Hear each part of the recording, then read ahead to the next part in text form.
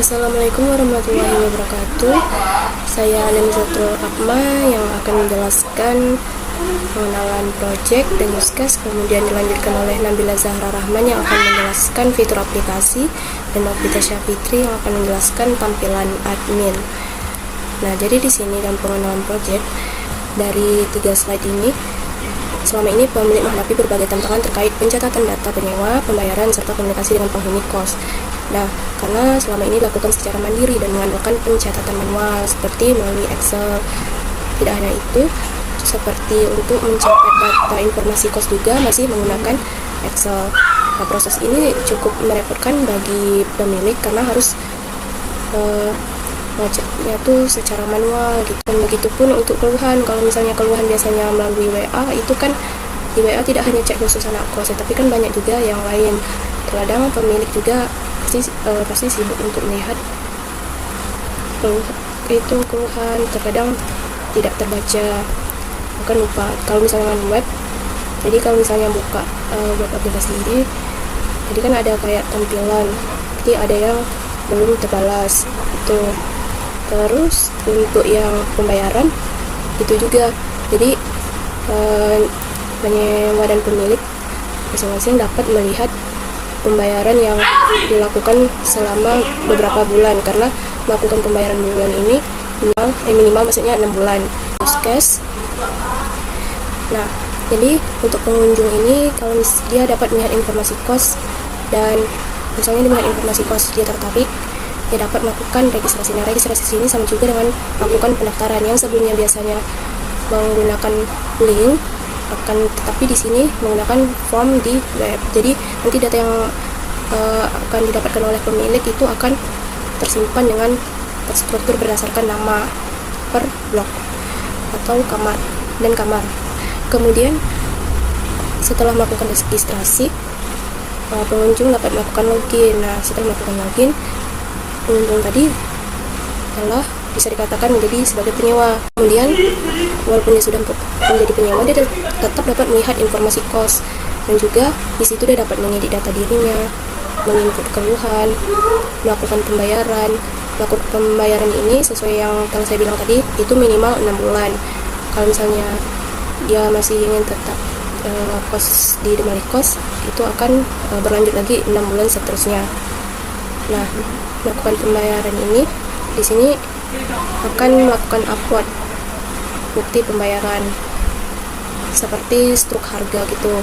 Kemudian di sini lihat riwayat pembayaran, terus mendapatkan notifikasi pembayaran. Nah, jadi apapun yang diinputkan oleh penyewa tadi dan atau pengunjung tadi ini dapat dilihat oleh pemilik, dan juga pemilik dapat mengedit atau menghapus juga. Pemesanan kos di sini bagi penyewa, kalau dia ingin pindah tipe blok atau dia hanya ingin masih tetap di blok tapi ingin hanya pindah kamar, jadi di sini dia dapat melakukan pemesanan baru tapi masih di Demali Kos. Jadi apapun. Baiklah, di sini saya Nabila Zahra Rahman akan menjelaskan fitur-fitur yang terkait dengan penyewa atau penghuni Demali Kos. Nah, pada saat kita masuk ke website Demali Kos, kita belum jadi penghuni atau penyewa Demali Kos. Kita adalah calon penghuni. Nah, saat kita klik, yang muncul adalah home. Nah, home ini itu berisi adalah kenapa alasan kita harus memilih kos Demali Kos. Kemudian juga kontak yang bisa kita hubungi dan juga alamat dari Demali Kos itu sendiri. Nah, kemudian kita beralih ke halaman selanjutnya, yaitu informasi kos. Nah, di informasi kos ini adalah informasi yang terkait dengan fasilitas yang terdapat di setiap blok dari blok A sampai dengan blok G+. Nah, jadi kita bisa melihat nih fasilitasnya, karena di setiap blok fasilitasnya itu berbeda dan juga harganya berbeda-beda. Jadi kita bisa bandingkan dan menyesuaikan dengan diri kita pribadi.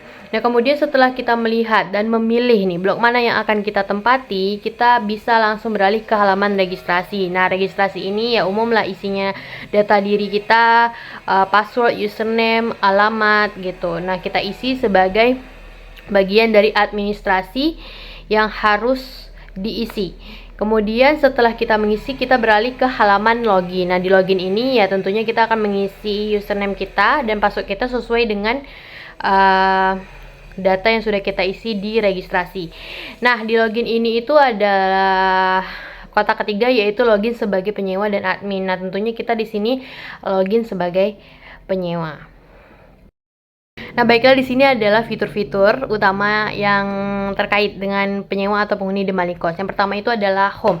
Nah, di home ini untuk tampilan penyewa dan penghuni Demali Kos yang tetap ya, itu adalah tampilan yang cukup sederhana di mana isinya adalah foto dari gambar blok yang kita tempati, misalnya blok B ya, tentunya gambarnya blok B, kemudian blok yang kita tempati blok B, nomor kamar dan juga jenis jenis blok ya gitu. Nah, dimana blok B ini adalah jenis kos cewek ya, jadi tentu jenis kosnya cewek seperti itu, jadi cukup sederhana. Kemudian ada informasi kos.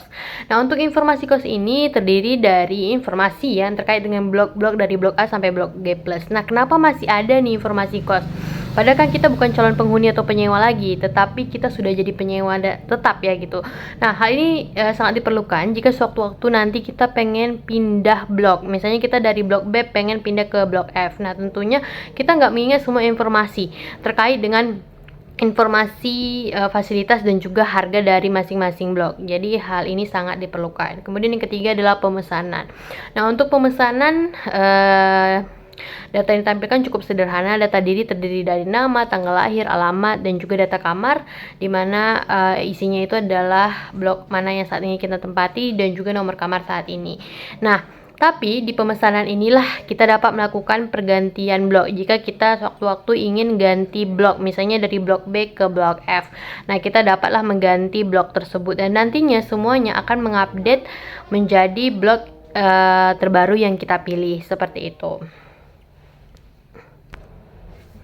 Nah, selanjutnya itu adalah pembayaran. Nah, di pembayaran inilah di sini kita dapat mengupload ya pembayaran untuk bulan-bulan selanjutnya pada saat mengekos. Jadi pada saat registrasi kan kita sudah bayar ya di bulan ini misalnya gitu. Jadi nanti pada saat di fitur pembayaran itu nanti bulannya itu akan mengupdate bulan selanjutnya. Jadi tidak di bulan itu lagi. Misalnya kita bayar di bulan Juli, maka di fitur pembayaran itu akan mengupdate ke bulan Agustus karena bulan Agustus kita belum bayar kan. Nah, jadi nanti tanggalnya juga akan menyesuaikan dan juga untuk riwayat pembayarannya juga kita dapat lihat riwayat pembayaran kita gitu. Misalnya di bulan Juli kita udah bayar, itu bakal lihat, dan juga kita dapat lihat bukti pembayaran kita. Kita dapat mengunduhnya juga seperti itu.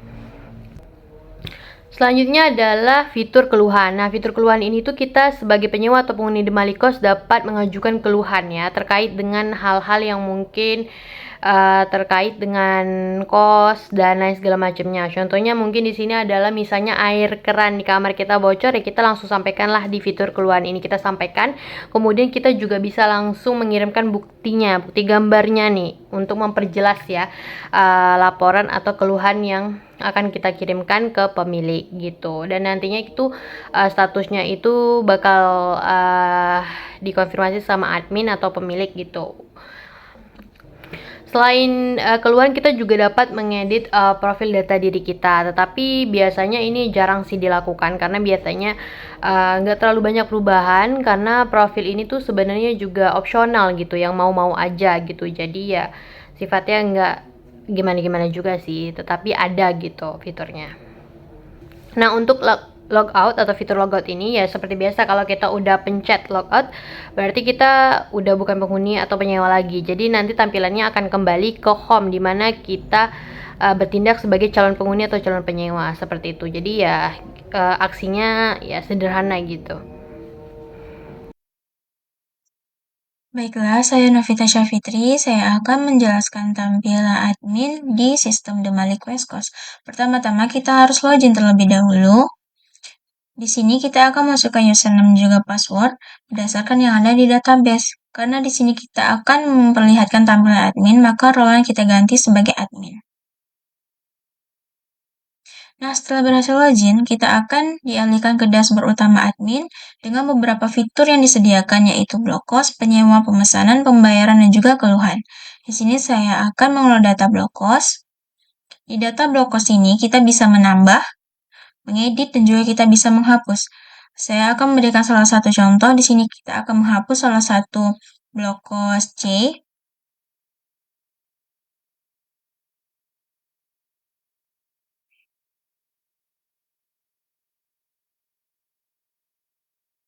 Nah, maka di sini blok C terhapus. Selanjutnya, mengelola data penyewa. Di sini sama seperti tadi, kita bisa mengedit dan juga kita bisa menghapus. Saya akan mencoba menghapus salah satu data penyewa yang bernama Alia.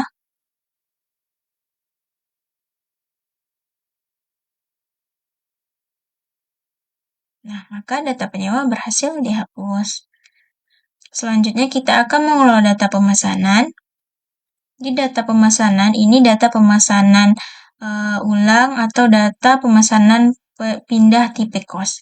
Di sini kita bisa menerima dan juga kita bisa menolak pemesanan yang dilakukan oleh si penyewa. Karena di sini statusnya sudah ditolak, kita akan memberikan contoh ulang. Misal kita akan menerima pemesan dari si Ilham. Nah, maka statusnya disetujui. Selanjutnya, saya akan mengelola data pembayaran.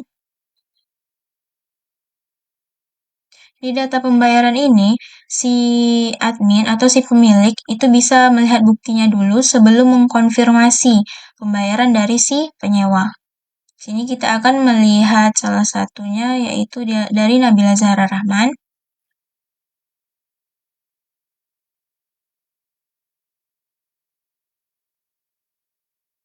Nah, di sini bukti dari transferan kita bisa mengunduh. Tapi di sini saya tidak akan mencontohkan untuk mengunduh bukti. Kita langsung kembali. Nah, si penyewa atau maaf si pemilik bisa menerima kalau buktinya sudah valid.